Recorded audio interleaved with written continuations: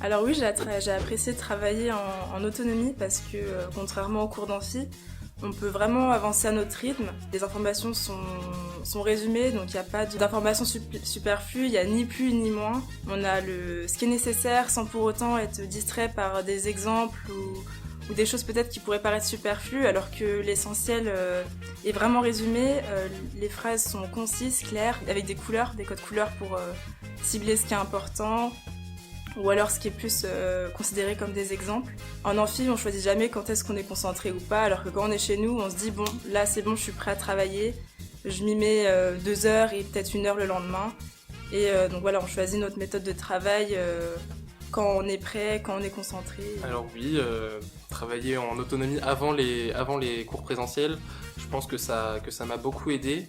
Donc pour un étudiant fainéant comme moi, c'est vrai que d'habitude j'arrive en cours et je découvre ce dont quoi ça parle. Alors que là, j'avais déjà des connaissances, donc je pouvais mieux comprendre.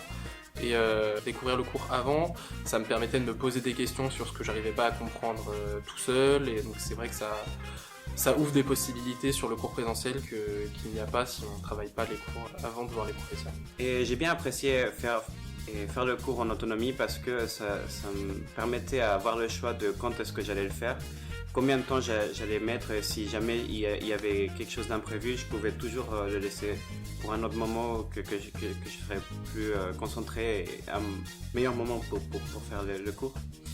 Et aussi ce que j'ai bien aimé, c'est la façon dont le cours il était fait, parce que c'était pas juste des notes et juste tout le cours, l'information crachée pour que nous on apprenne. C'était plutôt, et il nous montrait un peu le système ou ce qu'on allait étudier. Et après des études de cas.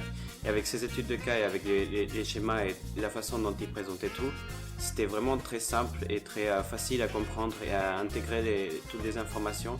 Qu'après, avec les exercices en amont, on pouvait bien voir si toutes les connaissances étaient acquises.